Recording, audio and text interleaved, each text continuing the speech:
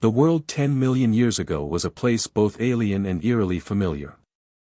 Towering forests stretched endlessly, their canopies shivering with the wind, while distant mountains rose like jagged teeth against the pale morning sky. Rivers, untamed and wild, cut through the landscape, carving deep valleys where shadows lingered long after the sun had risen. Strange cries echoed across the plains, the haunting calls of predators and the subtle rustle of creatures no human eye would ever see in our lifetime. There was beauty here, yes, but also danger, waiting silently in every shadow. The first humans, or more accurately, the earliest of our ancestors, moved through this land with a caution born of instinct and necessity. Each day was a test, each night a battle against fear itself. Imagine a small group of these early hominins. Their skin dark and glistening under the morning sun, their hands calloused from climbing and gathering, their eyes alert to every movement, every sound. Hunger drove them forward, but so did curiosity, that strange, insistent urge to understand the world around them, even when that world threatened their very lives. A fallen tree became a bridge over a rushing river, a hollowed rock, a hiding place from prowling predators. Every decision mattered, every misstep could be their last. The forest was alive with eyes that did not blink, teeth that waited patiently for a miscalculation. The air smelled of wet earth and the distant smoke of a forest fire, a reminder of forces far beyond their control. Lightning occasionally split the sky, and the group would freeze, watching the strange, violent dance of fire from afar. They did not yet understand it, but they felt its power. A flicker of orange against the green and brown of the wilderness was both terrifying and mesmerizing. It was fire, wild and untamed, yet it held a secret that would one day change everything. For now, it was a mystery, something that belonged to the gods, or perhaps the earth itself. The night came swiftly. Shadows stretched across the forest floor, and the sounds of the wild grew louder, closer. A distant roar of a predator, the snapping of a branch underfoot, the low hiss of unseen dangers, the tribe huddled together, their bodies pressed against one another for warmth and courage. They shared silent glances, communicating through gestures and expressions that transcended language. Fear was a constant companion, but so too was the bond that held them together. Life at this time was fragile, ephemeral, and every moment survived was a small victory against the indifferent forces of nature. Yet there was something else, a subtle, almost imperceptible tension that set this group apart. The forest seemed to watch them, to test them. Each morning brought a choice: move cautiously and risk hunger, or take bold action and risk death. Every decision was a gamble, a delicate balance between instinct and daring. They did not know it yet, but these moments of observation, these tentative steps into the unknown, were the first sparks of intelligence, the earliest signs of a mind reaching beyond survival into understanding, curiosity, and creation. And as the first light of dawn broke over the horizon, casting long golden beams through the leaves, one of them noticed it, a faint glow, flickering in the distance. A curiosity ignited, stronger than fear. What was this? Could it be touched, could it be controlled? Or would it consume them? The question hung in the air, unanswered, as they stepped toward it, and the forest seemed to hold its breath. The first story of survival, discovery, and danger was just beginning, and the secrets of life 10 million years ago were about to be revealed.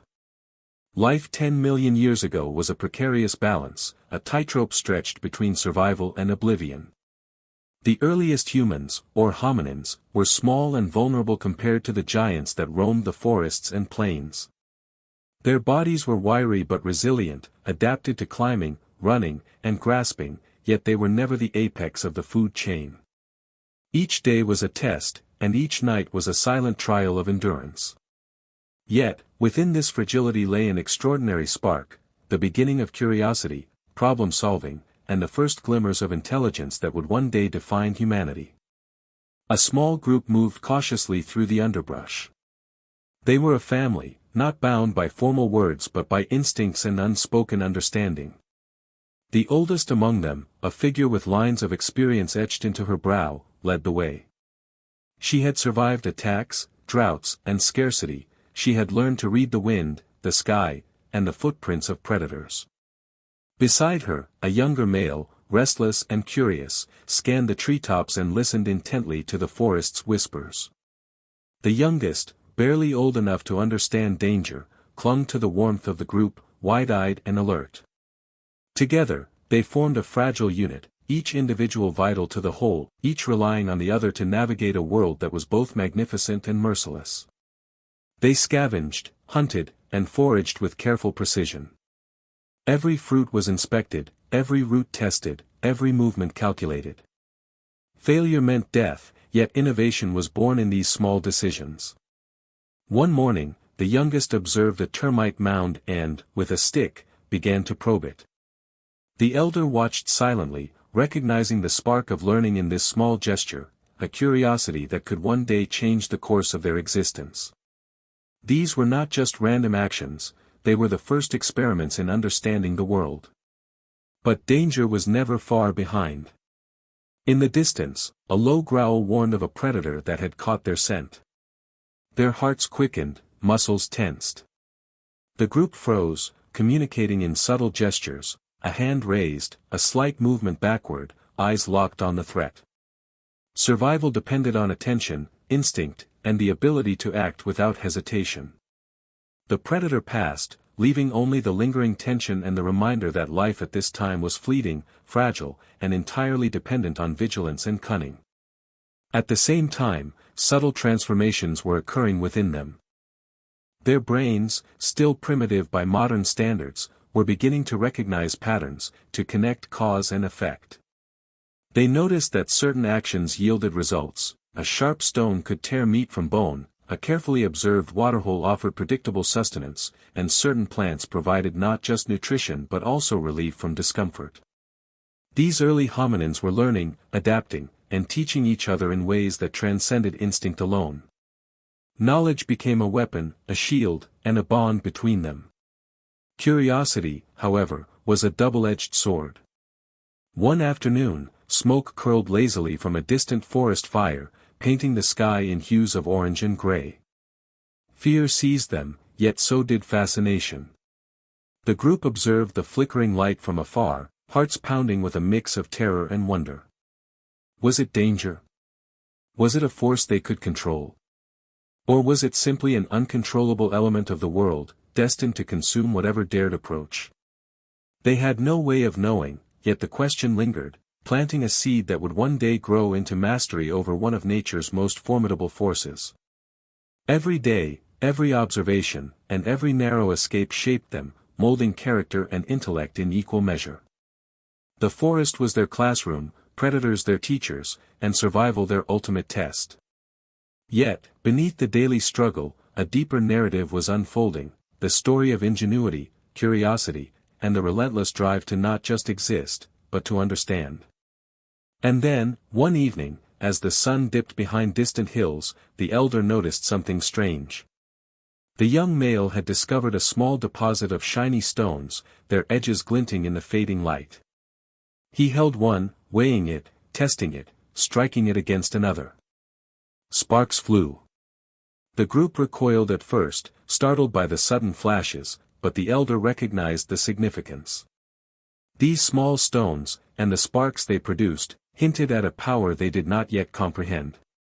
It was a promise, a foretelling of something that would change the rules of survival forever. The questions multiplied: could fire be controlled? Could it be used to cook food, to ward off predators, to provide warmth? Or was it too dangerous, too unpredictable, for these fragile beings to wield? The forest seemed to lean closer, listening, waiting for the answer. The earliest humans were on the cusp of discovery, teetering between fear and fascination, instinct and innovation. The stage was set for the spark that would one day illuminate the path from mere survival to mastery, and the story of early humans' courage, curiosity, and resilience had only just begun. The first flicker of flame appeared like a secret whispered by the sky itself. Smoke twisted lazily above the forest canopy, carried on a breeze that smelled of ash and earth. Lightning had struck a distant tree, igniting a fire that danced and crackled in the fading light. The early humans watched from a safe distance, their bodies pressed low to the ground, eyes wide with a mixture of fear and fascination. The glow illuminated their faces in fleeting bursts, reflecting in eyes that had never seen such light before. It was mesmerizing, hypnotic, and utterly terrifying all at once. They had never known anything like this. Fire was not part of their daily life, it was untamed, alive, and unpredictable. Some recoiled instinctively, huddling together, feeling the heat in their bones and the danger in every flicker. Others, braver or perhaps more curious, leaned closer, holding out hands without understanding why.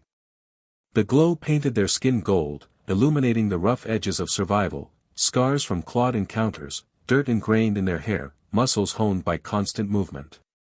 Every instinct screamed to flee, yet another part of their mind urged them forward, to observe, to understand, to reach for something greater than mere survival. The elder, who had guided them through countless perils, raised a hand, signaling caution. One false move, one misstep, and the fire could consume them. Yet she also recognized the potential. The fire offered warmth against the cold that gnawed at their bones, light against the oppressive darkness of the forest, and a power that no predator could match. It was both weapon and shelter, threat and salvation, all at once. The group remained still, eyes fixed, breaths shallow, hearts pounding in synchrony with the crackle of flames. As the night deepened, the fire became a living lesson. Sparks jumped from tree to tree, consuming dry leaves with a hiss and a roar. Smoke choked and stung, but it also revealed the patterns of wind and air, teaching the group to observe, anticipate, and adapt. A small branch fell into the blaze, sending a cascade of embers upward. The youngest among them gasped and flinched, retreating into the circle of warmth provided by others. Each movement, each reaction, was a discovery. They learned what could be approached, what must be avoided, and how the world could be negotiated through careful attention. Curiosity overcame fear in subtle ways. The young male, emboldened by the elder's presence, stepped closer, holding a stick and touching the fire's edge with trembling fingers. The heat seared his skin, and a scream tore from his throat, echoing through the trees. But he did not retreat entirely. He tried again, carefully, learning the limits, discovering a small control over something that had once been completely unpredictable. Sparks danced along the stick, shadows flickered on the forest floor, and the group began to see, for the first time, that this strange force could be harnessed. The night stretched on, a long, tense lesson in observation and experimentation. Every crackle and roar of the fire carried both promise and peril. Predators, once hidden in the darkness, now hesitated at its edges. Eyes that had glimmered in the shadows retreated, unnerved by this sudden intrusion of light and warmth. For the first time, these early humans experienced power, not through strength alone, but through intelligence and observation. Survival was no longer just about evasion or flight, it was about understanding, predicting, and, eventually, controlling the forces around them. Yet the fire was not conquered. It remained wild, temperamental, and unforgiving. One gust of wind could send embers into the underbrush, threatening to turn their safe haven into a furnace. One careless movement could result in burns, loss, or even death. They understood instinctively that fire demanded respect, that it was a force both beautiful and deadly. The elder's eyes never left the blaze, scanning for danger while guiding the group's tentative interactions.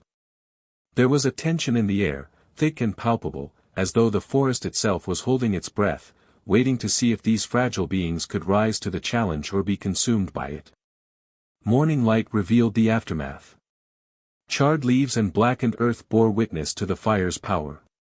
The group, weary but alive, had survived the night. The young male stared at his fingers, singed and blistered, yet triumphant. The elder allowed a rare, quiet nod of approval. They had faced the unknown and emerged with knowledge, the first steps toward mastering one of the most transformative forces in human history. Fire, once a distant, untouchable phenomenon, had become a teacher, a challenge, and a companion. But the story was far from over. Fire could be lost as easily as it was discovered. One sudden wind, one moment of inattention, and everything could vanish. The group left the site with a mixture of awe and unease, carrying not just the memory of the flames but the profound realization that the world had changed forever. Something had shifted within them, a spark, not of fire, but of possibility, intelligence, and foresight. Questions hung in the air: could they control it? Could it protect them? Could it change the very course of their existence? The forest seemed quieter now, almost expectant. The first fire had burned, but its lessons remained, seared into memory and survival instinct alike. The earliest humans had glimpsed a power that would one day define civilizations, shape destinies, and separate them from the rest of the animal kingdom. And as they moved cautiously through the underbrush, the distant glow still fresh in their minds, the night whispered of more discoveries to come, more challenges to face, and the delicate, thrilling path from survival to mastery. Night fell like a heavy curtain over the forest, bringing with it a darkness that was alive and watchful. The sounds of the day faded, replaced by a chorus of rustling leaves, snapping branches, and the distant growls of unseen predators. Every shadow seemed to pulse with intent, every whisper of the wind carrying a warning. For the earliest humans, the night was a world unto itself, where survival demanded absolute vigilance. They huddled together, senses sharp, muscles taut, hearts pounding in a rhythm dictated by fear and instinct. The small group moved cautiously, guided by memory and intuition. Each step was measured, every branch or rock considered for potential danger. The elder led with calm authority, eyes scanning the forest floor and treetops alike. She had survived countless nights like this, learning to read the subtle signs of the wild, the fresh footprints of a predator, the scent of a fresh kill, the way leaves shifted in the wind. The younger male, still restless from the earlier encounter with fire, moved with a mixture of curiosity and apprehension, eager to test the limits of their safety, yet aware of the invisible dangers lurking nearby. The youngest clung to the group, silent, wide-eyed, absorbing every lesson the night offered. Suddenly, a rustle erupted from the underbrush. The group froze, every muscle locking in anticipation. The sound grew closer, a low, guttural growl punctuated by the snapping of twigs. A large predator, perhaps a saber-toothed feline or a forest-dwelling carnivore, had picked up their scent. Time seemed to slow. The firelight from the small embers they had carried flickered across their faces, revealing raw fear and primal determination. The elder raised a hand, signaling caution. One false movement could trigger an attack. One sudden breath could draw the predator out. Instinct and experience guided them. They crouched, pressing against the shadows, silent except for the shallow rhythm of their breathing. The predator prowled near the edge of their vision, eyes glinting in the darkness, muscles coiled for the strike. It tested the boundaries, circling, retreating, circling again. The group remained frozen, communicating in gestures honed by necessity, a tilt of the head, a glance, a subtle shift in stance. Their lives depended on it. Hours passed in tense stasis. The predator eventually disappeared into the blackness, but the group did not relax. They knew danger was never truly gone. The forest held countless eyes, teeth, and claws, all waiting for the moment when weakness showed. They gathered small branches and leaves, whispering in urgent gestures about a safe place to rest, always mindful that even the smallest mistake could be fatal. Every step forward was a lesson in observation, every breath a reminder of their vulnerability. The night was not only a test of survival but also of ingenuity. The group experimented with the embers from their earlier fire, creating small sparks to illuminate their surroundings.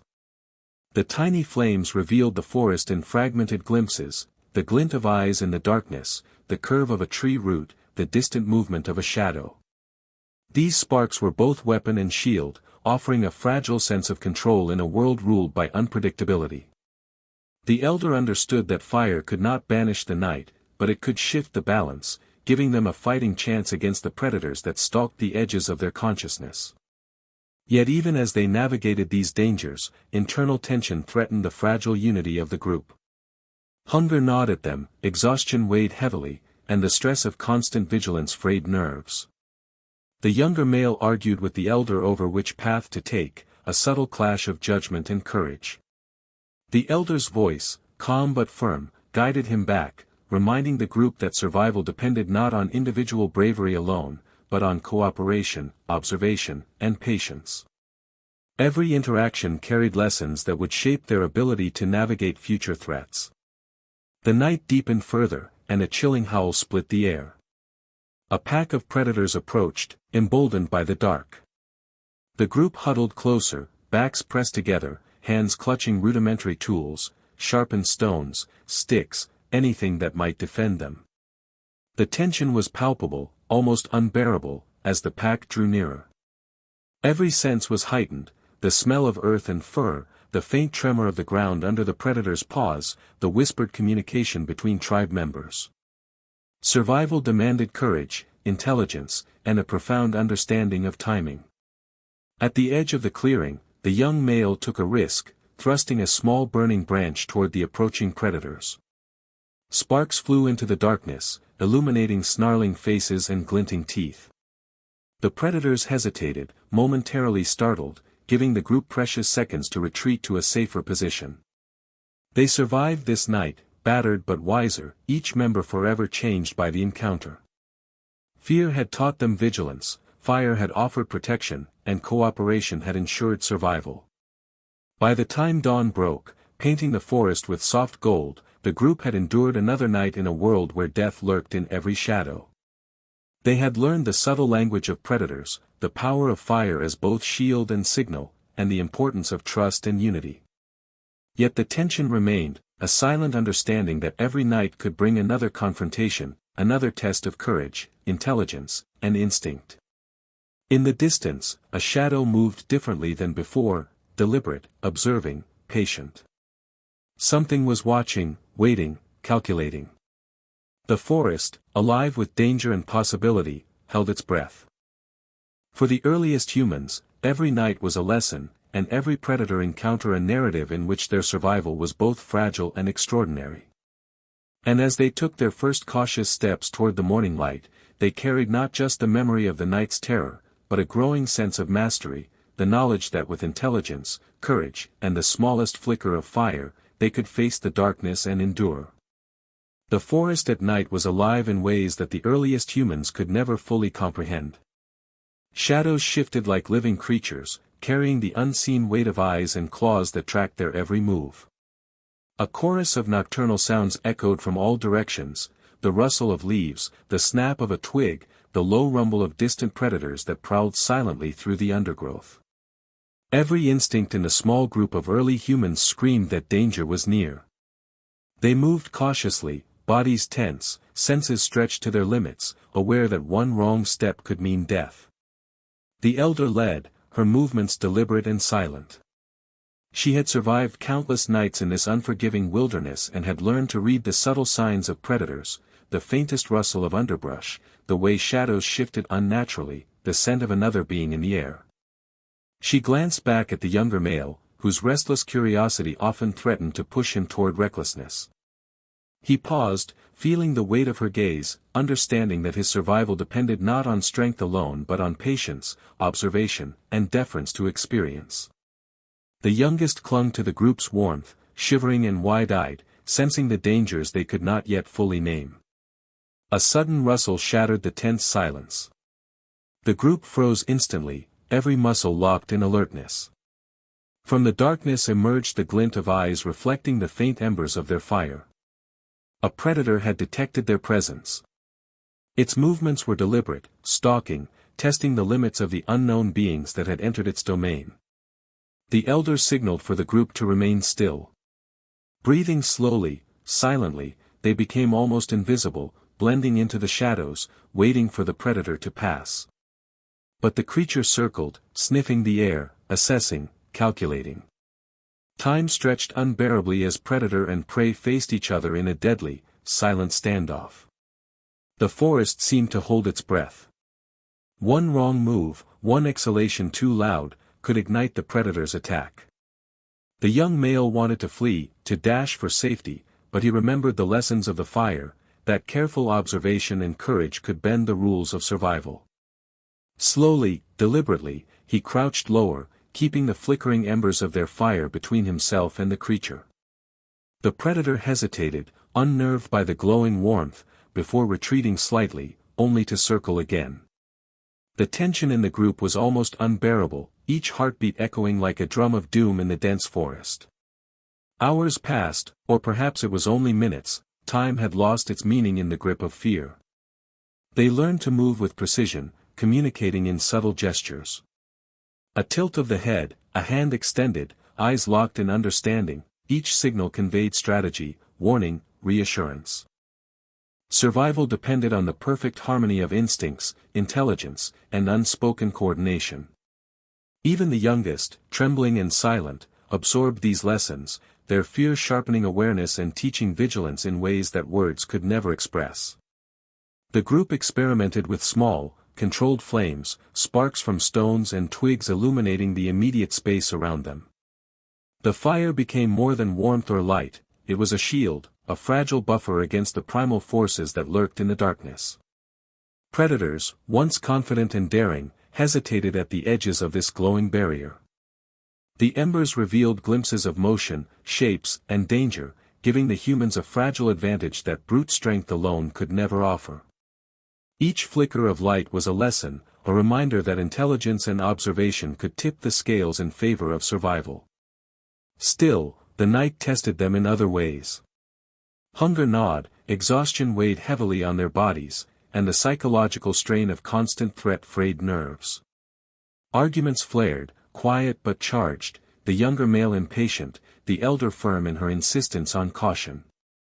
The group understood, silently and instinctively, that survival was not only a matter of avoiding predators but also of maintaining unity, trust, and focus. Cooperation, patience, and shared knowledge had become as essential as sharpened sticks or the warmth of a fire. Then came the sound that froze them all, a low, chilling howl from deeper in the forest. A pack of predators approached, moving with lethal coordination. The humans huddled closer, their small tools clutched tightly, sticks sharpened into rudimentary weapons, embers ready to flare. Every sense was heightened, the scent of the earth, the tremor of the ground under padded paws, the glint of teeth in the darkness. Time slowed again, the moment stretched to its breaking point. One spark from the fire, one sudden movement, could decide the fate of all of them. The young male, emboldened by instinct and desperation, thrust a burning branch toward the approaching predators. Sparks flew into the darkness, illuminating snarling faces and glowing eyes. The sudden light startled the predators, causing hesitation, giving the group the critical seconds to retreat, reposition, and regroup. They survived, battered but alive. Each member had faced terror, felt the weight of life and death, and learned lessons that would be carried forward. The forest had tested them and, for the moment, they had prevailed. Dawn arrived slowly, washing the forest in soft gold light. Shadows retreated, predators vanished, and the group, exhausted yet alert, emerged from the night's trial with a deeper understanding of the world they inhabited. They had learned the subtle language of predators, the strategic value of fire, and the indispensable strength of unity and observation. Yet even in the safety of morning, the tension lingered, a silent acknowledgement that the darkness would return, and with it, the challenges that had made survival both perilous and extraordinary. And somewhere in the distance, hidden in the folds of the forest, eyes watched. Silent, patient, calculating. The forest remembered the night's encounter and waited for the next, an ever-present reminder that the world of early humans was a stage of endless tension, where courage, intelligence, and instinct were the only tools to claim life from the jaws of death. The first rays of morning revealed a forest scarred by the night's challenges, yet alive with possibility. The small group of early humans emerged from the shadows of fear, their bodies tense, muscles sore, minds alert. Survival was no longer a matter of merely fleeing danger, it required thought, invention, and the ability to manipulate the world around them in ways no other creature had yet mastered. The forest, once an untamed and indifferent force, was becoming a laboratory, a proving ground where intelligence could turn vulnerability into advantage. They began with the simplest objects: stones, sticks, and bones. A smooth rock could become a tool to crack nuts or crush seeds, a sharp edge could slice through flesh or cut branches. The young male experimented with these items, striking one against another, testing durability and shape, learning through trial and error. Sparks flew as stone met stone, not fire yet, but the discovery of friction and force marked the beginning of human ingenuity. The elder watched silently, her gaze sharp, recognizing the significance of this experimentation. Every successful cut, every broken shell, every small improvement in technique was a lesson etched in survival and memory. Bones became levers and clubs, sticks sharpened into spears. The group discovered that long, pointed branches could be thrust into burrows or pits to capture small animals. They learned to dig with fingers or stones to unearth edible roots. Every action was carefully observed, discussed through gestures and expressions, and repeated until mastery emerged. Even the youngest participated, watching closely, imitating movements, learning through observation and subtle guidance. Knowledge became portable, transferable, and cumulative, each generation building upon the fragile discoveries of the last. Hunting, once a desperate rush for food, became strategic. The group studied animal behavior, noticing patterns in movement, feeding, and sheltering. They planned, anticipated, and executed with patience and intelligence. A small herd of antelope could be driven toward hidden pitfalls, or distracted while one hunter struck. Each success was a mix of courage, cleverness, and cooperation. Failure, however, carried immediate consequences: hunger, injury, even death.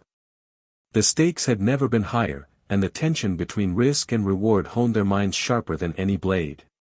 Fire, now a remembered lesson rather than a constant companion, added another layer to their strategy. Even embers, carried in carefully prepared hollows of stone or bark, could protect them from predators or provide warmth during cold nights. Cooking food over controlled flames allowed for better digestion, more energy, and a new sense of control over nature's unpredictability. The combination of tools and fire amplified their capabilities, transforming the small, vulnerable group into a more formidable presence in the forest.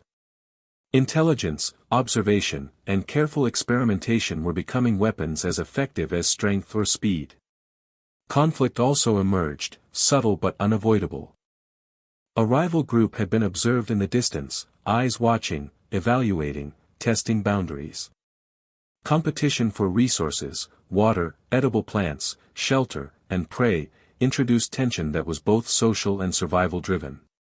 The elder taught diplomacy through gestures, establishing boundaries and subtle warnings. The young male, impulsive and bold, bristled against restraint, but learned quickly that thoughtless aggression could invite retaliation from both predators and rival humans. The forest, alive with multiple threats, was a place where intelligence and cunning mattered as much as courage. Tools became extensions of the body and mind.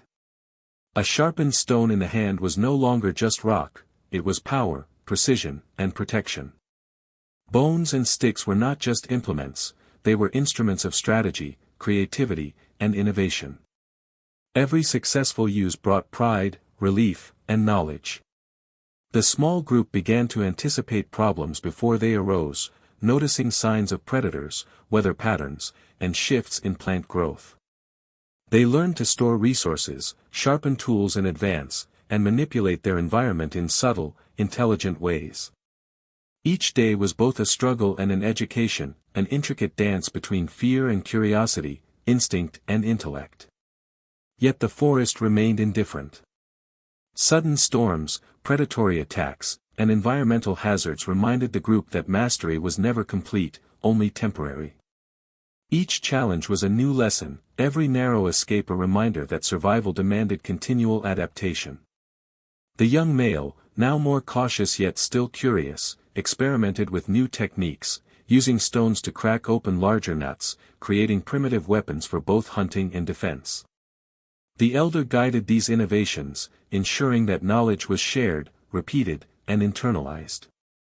Even mistakes became lessons, cautionary tales etched into muscle memory and tribal wisdom.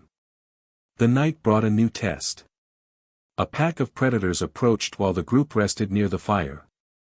Armed with sharpened sticks, stones, and embers, they were ready in a way they had never been before. Strategic positioning, coordination, and anticipation replaced fear with a measured confidence. The predators circled, assessing, hesitating, intimidated by the humans' preparation and ingenuity. The group held their ground, each member understanding the power of tools, fire, and cooperation. This night, they survived not because of brute force, but because of intelligence, observation, and the subtle mastery of their environment. By dawn, the forest seemed different. The group moved through it with an air of quiet authority, each member aware of the power they had begun to wield. Tools were no longer simple objects, they were extensions of thought, skill, and survival instinct. The forest, still full of danger and mystery, had become a proving ground for ingenuity. Every rock turned, every sharpened stick tested, every ember preserved was a step toward dominance over their surroundings. And yet, the lessons were far from complete. Each day carried new challenges, new discoveries, and the constant, humbling reminder that nature was both teacher and adversary. The group's small triumphs, a successful hunt, a tool that worked better than before, the controlled use of fire, hinted at a future unimaginable to them. A future in which intelligence, creativity, and foresight would define human survival. Every action, every lesson, every narrow escape wove together a narrative of ingenuity and perseverance. These early humans, fragile and vulnerable yet profoundly inventive, were learning not just to survive, but to shape the world around them, laying the foundation for everything that would follow. The forest had changed under their careful observation. Where once shadows had ruled, light now held a fragile dominion. The small group of early humans moved cautiously, embers carefully cradled in hollowed branches and rocks, guarding the fragile sparks that could mean the difference between life and death. The discovery of fire had been accidental, a lightning strike in a distant grove, but mastery over it required something far more complex: patience, intelligence, and courage. The group was learning, step by careful step, to take a force born of nature and bend it, just enough, to serve their needs. The elder, eyes trained over countless nights of vigilance, orchestrated the first true attempts at controlled fire. A shallow pit had been dug, lined with stones, a cradle for the tiny flames. The young male struck stones together, creating sparks that ignited dry leaves and twigs. A hiss and a flare startled him, yet the elder's calm hands guided his trembling ones, showing the rhythm of feeding a fire, of coaxing it rather than confronting it. The youngest watched in fascination, understanding without words that this small, dancing blaze was more than light, it was protection, warmth, and power. Night descended swiftly, carrying with it the usual chorus of predators, unseen and deadly. But this night was different.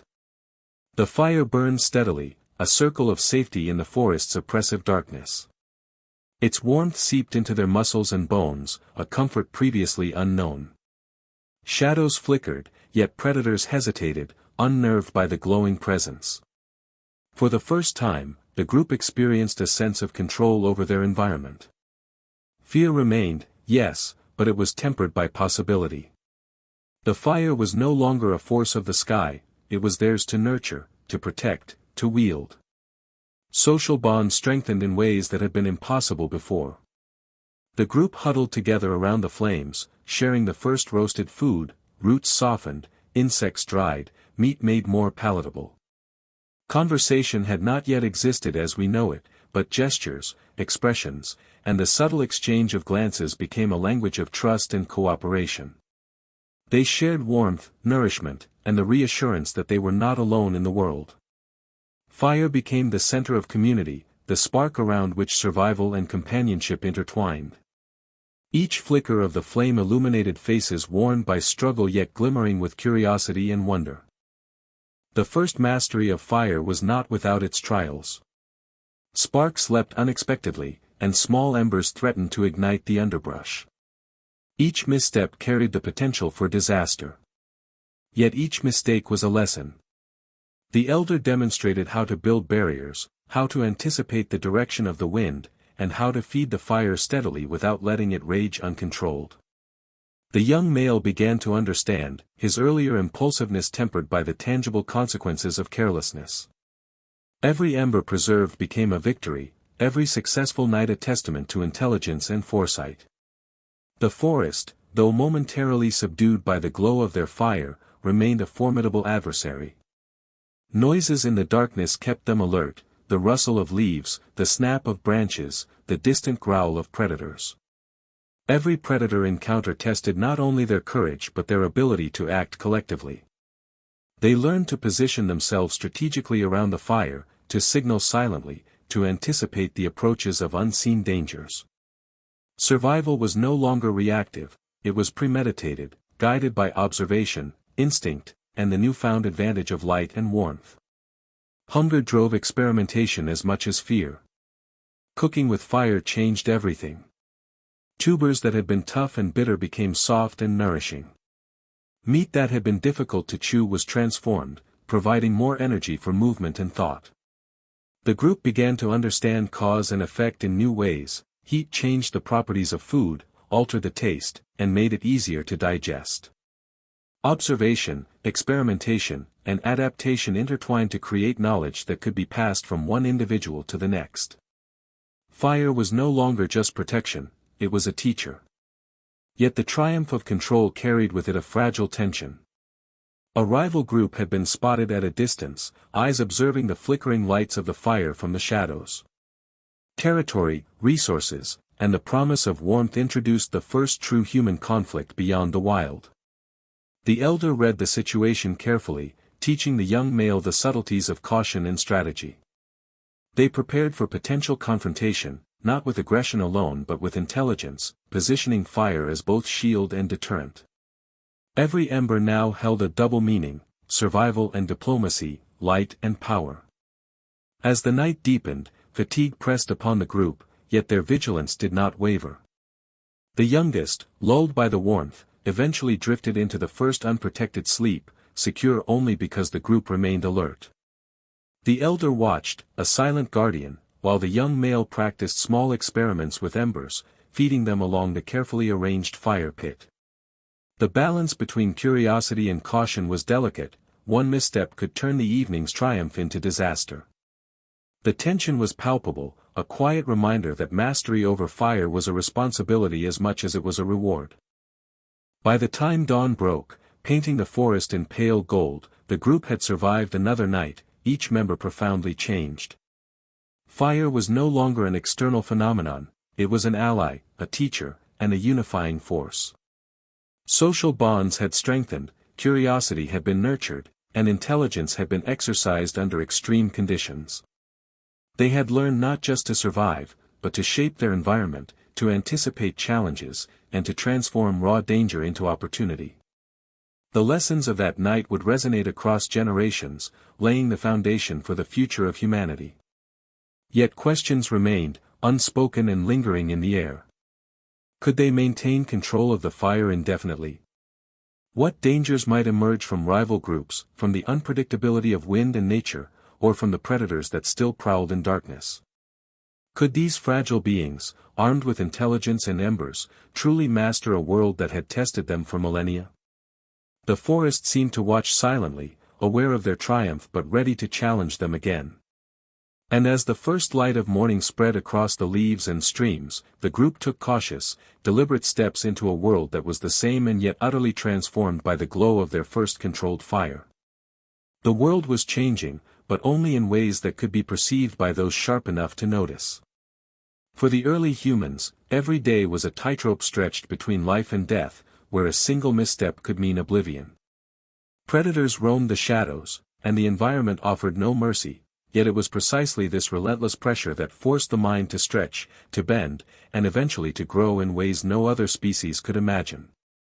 Survival was no longer just a matter of strength or speed, it demanded cunning, foresight, and an intelligence that was just beginning to emerge.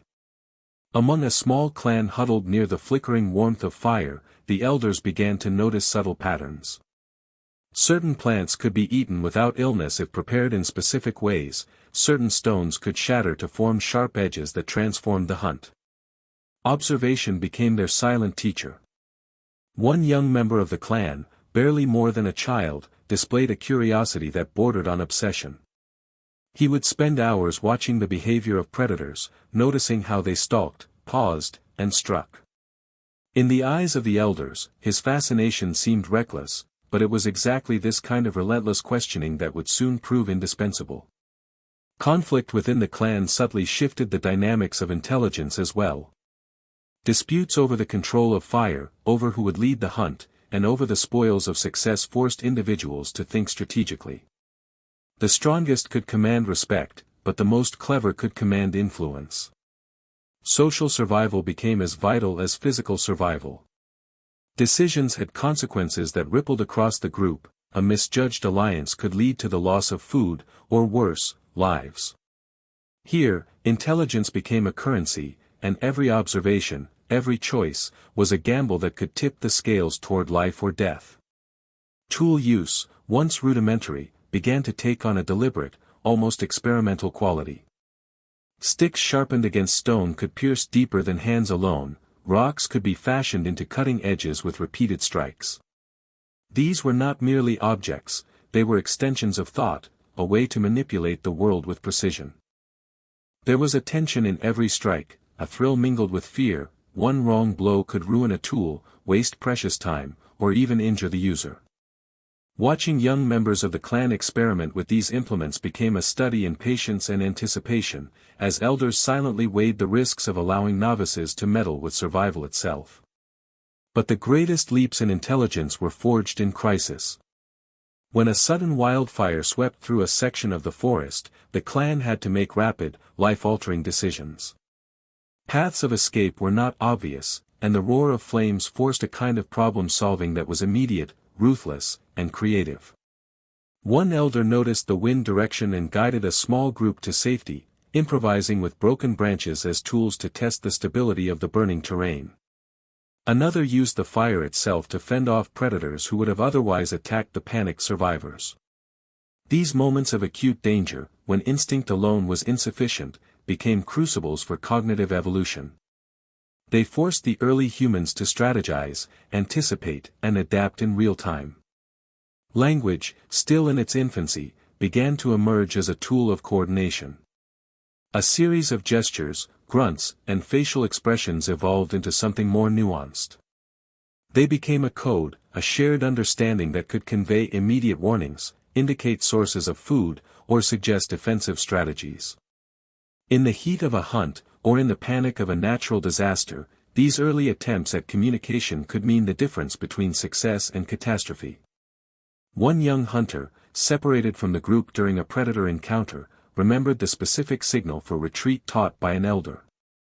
The predator lurked, teeth glinting in the twilight, but the hunter's silent gesture prompted a coordinated response, ultimately saving the group. Intelligence was no longer individual, it was collective, a network of knowledge passed through observation, experience, and the subtle dance of communication. Suspense lingered in the air like smoke from the fire.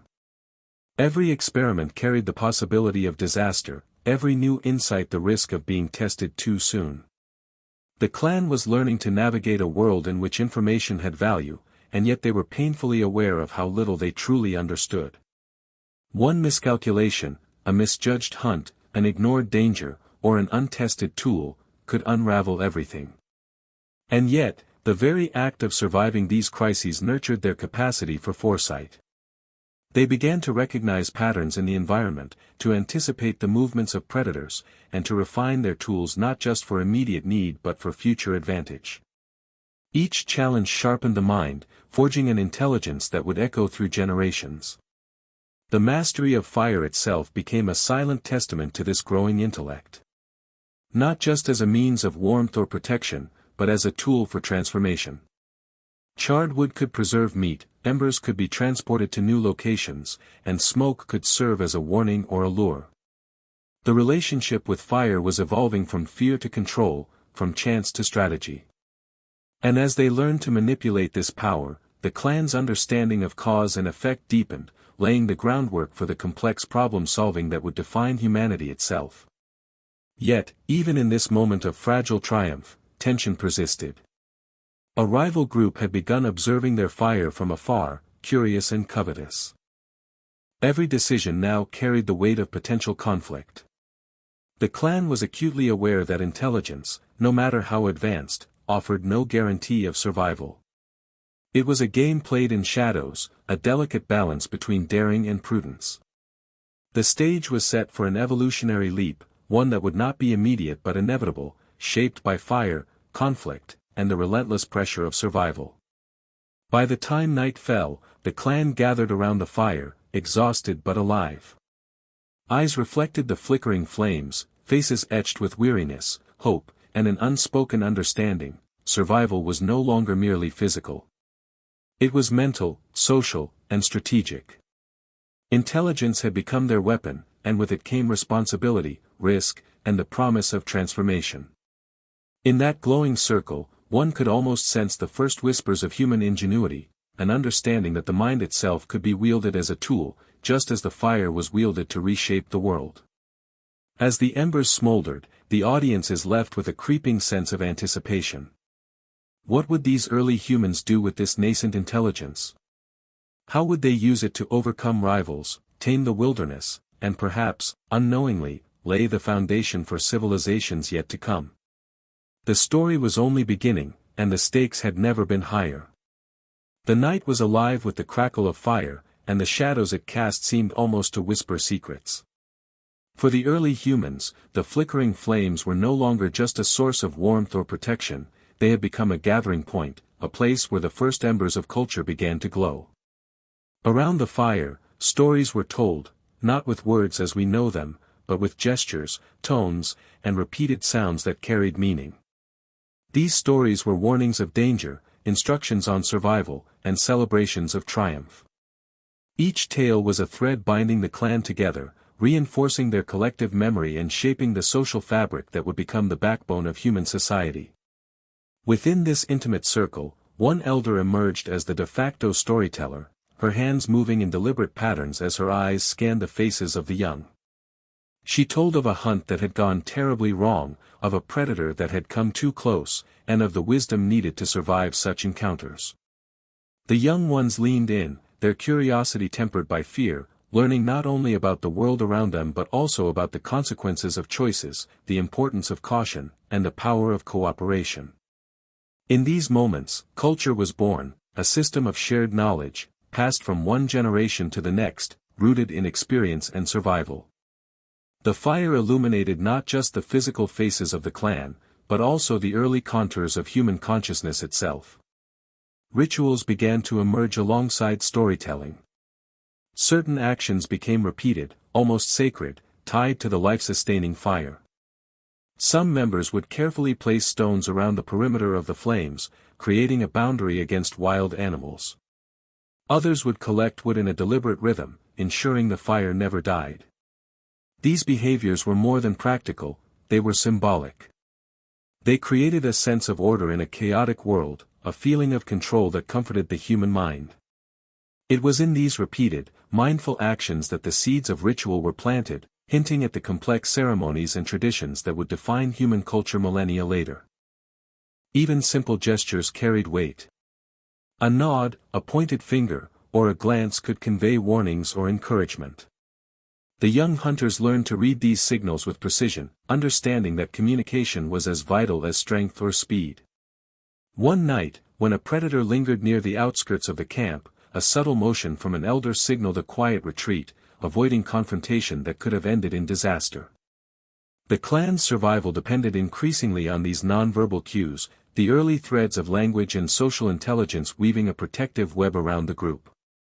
The fire became the nucleus of this emerging communication, its warmth and light a focal point for coordination and understanding.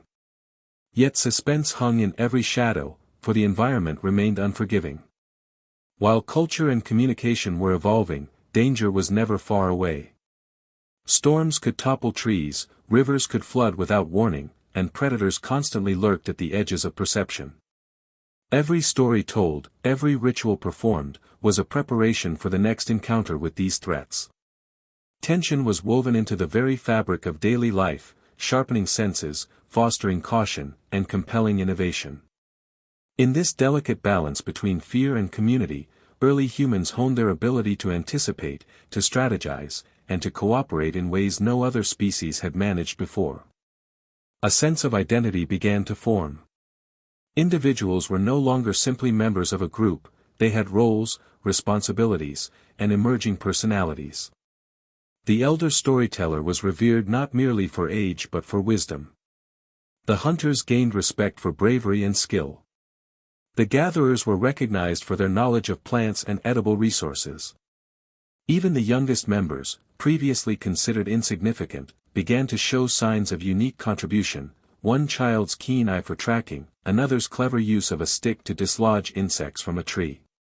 This growing recognition of personal strengths within the group fostered cohesion and trust, essential elements for survival in a world where a single misstep could mean death. The fire also became a canvas for memory. Marks on stones, scratches in the dirt, and arrangements of sticks took on meaning, conveying warnings, directions, and stories. These primitive symbols were the ancestors of written communication, a tangible manifestation of the clan's collective experience.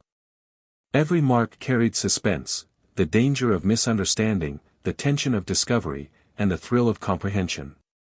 What one individual learned could benefit the entire group, linking past experiences with future strategy. The fire's glow illuminated these signs, creating a silent dialogue that bridged generations and deepened social intelligence.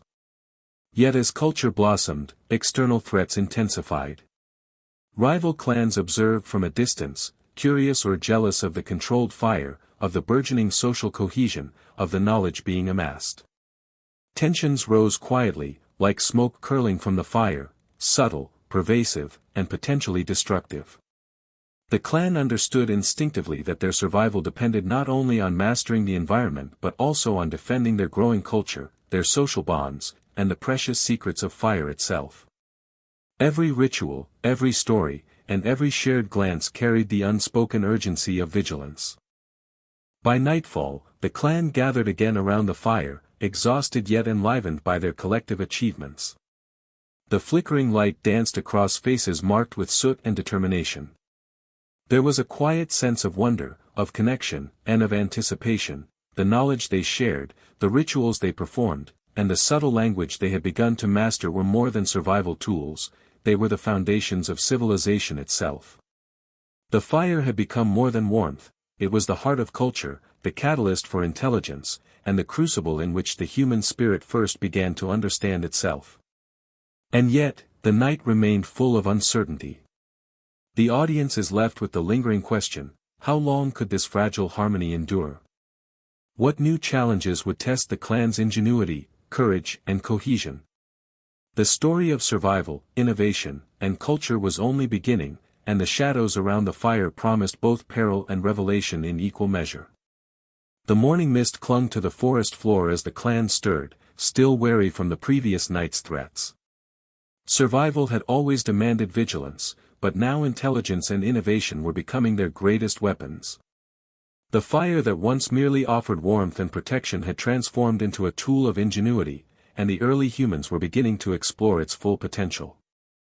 Each ember was a spark not just of heat, but of ideas that could change the very course of their existence. They tested the fire in subtle ways, heating stones to cook meat, using smoke to drive prey toward traps, and even experimenting with ways to carry embers to new locations without losing them. The stakes were high, a single misstep could extinguish their lifeline or attract predators lurking in the shadows. Tools were evolving in parallel with the fire.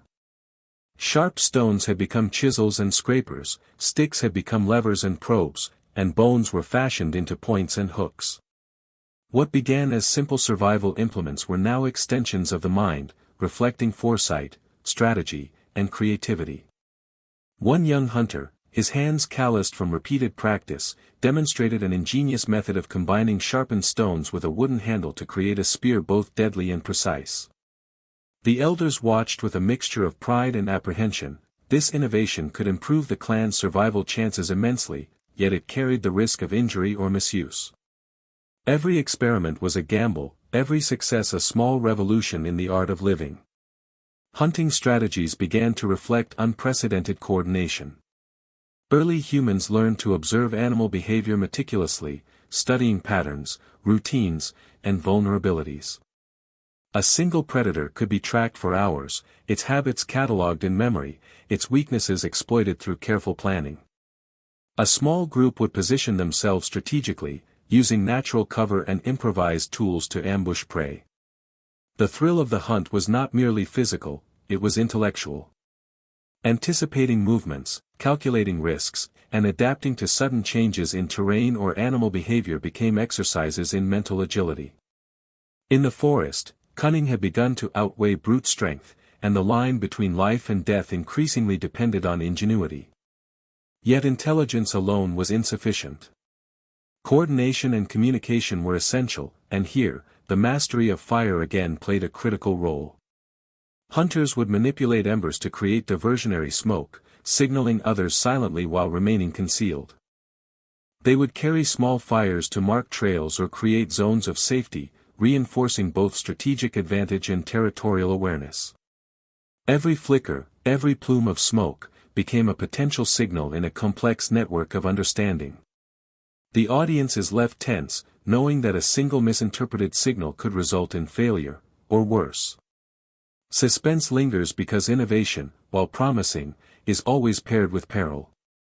The stakes were compounded by the presence of rival clans. Observing from a distance, they coveted the mastery of fire and the new strategies of hunting and defense. This invisible tension infused every action with urgency. The clan's survival was no longer only a matter of navigating predators or harsh weather, it required guarding their innovations, sharing knowledge judiciously, and preparing for possible confrontations. The audience feels this pressure, the silent threat that shadows every step, every experiment, every flicker of flame. The clan had to innovate not only to thrive, but to defend what they had created against those who might steal or destroy it. Innovation extended beyond tools and fire.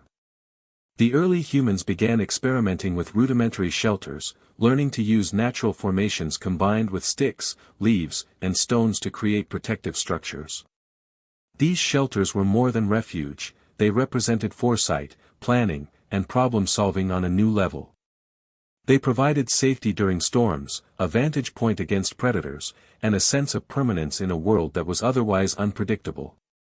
Each shelter became a microcosm of strategy, combining intelligence with instinct, and every failure offered lessons that would be carried forward.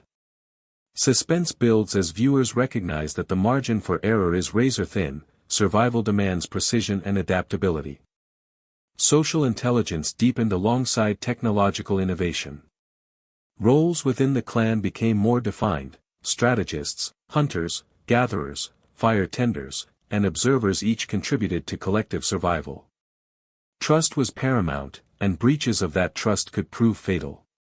The young hunter who invented the spear now had to teach others, ensuring that knowledge was transmitted safely and effectively. Teaching itself became a strategic act, requiring patience, clarity, and foresight. This was the birth of mentorship, of knowledge networks that would form the basis of civilization. Every lesson carried suspense, the risk of misunderstanding or misuse was never far away. Conflict was never absent, even within the clan. Disputes over fire, territory, or tools emerged, forcing early humans to negotiate, strategize, and sometimes compete. These internal pressures mirrored the external threats, creating a constant tension that sharpened intellect and resilience alike. Every resolution, every compromise, and every subtle maneuver contributed to social learning, forging bonds and hierarchies that reinforced cooperation and survival. The narrative hooks the audience here, the tension is immediate, tangible, and deeply human, revealing that evolution was as much social as it was physical. Predators, rival clans, and the unpredictable environment continued to push the clan to innovate further. One night, a young observer noticed the tracks of a large predator converging with the clan's hunting ground. Using fire to mark strategic points, she guided the group in a silent, coordinated maneuver that redirected the predator away. The success of this act, born from acute observation, communication, and ingenuity, underscored the growing sophistication of human strategy. Every innovation, every calculated risk, carried the weight of survival. The audience experiences a slow-burn suspense, victory is never guaranteed, and danger lurks at every corner. By the day's end, the clan's mastery of tools, fire, and strategy had grown exponentially. They had learned not only to survive, but to manipulate the environment, anticipate danger, and secure advantages previously unimaginable. Yet the audience is left with a lingering sense of unease, rivals are watching, the environment remains treacherous, and every success seeds the possibility of future conflict. Innovation had become both a shield and a beacon, drawing attention and envy. The stage was set for the next evolutionary leap, one in which human ingenuity would increasingly shape destiny itself, and the fragile balance of survival hung in suspense. The fire had settled into glowing embers, casting a warm, flickering light across the faces of the clan. In that soft glow, one could see the traces of exhaustion, triumph, and cautious hope. Fire was no longer merely a source of warmth or protection, it had become a symbol of survival, ingenuity, and the bond that held the group together. Around it, stories of hunts, encounters with predators, and the lessons learned from both were shared, embedding knowledge, strategy, and culture into memory. Each tale was more than a recounting of events, it was a guide for survival, a reinforcement of social cohesion, and a subtle teaching of foresight. Through these narratives, the clan passed wisdom from one generation to the next, laying the foundations of human culture. The clan's mastery of tools, coordinated hunting strategies, and controlled fire reflected a profound evolution of intelligence. Observation, planning, and communication had become essential, and social structures were emerging around these abilities. Each member had a role, and trust and cooperation were as vital as physical strength. Even in moments of fear or grief, when a predator struck or a storm devastated their surroundings, the clan demonstrated resilience.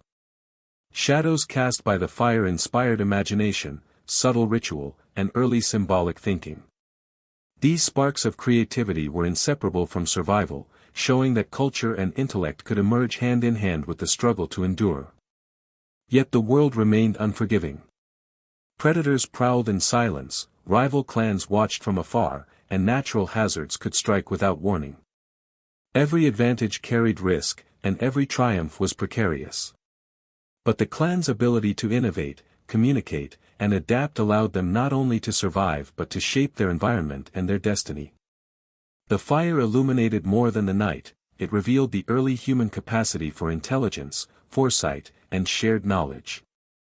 It was a testament to the fragility and brilliance of life in a world that demanded constant vigilance.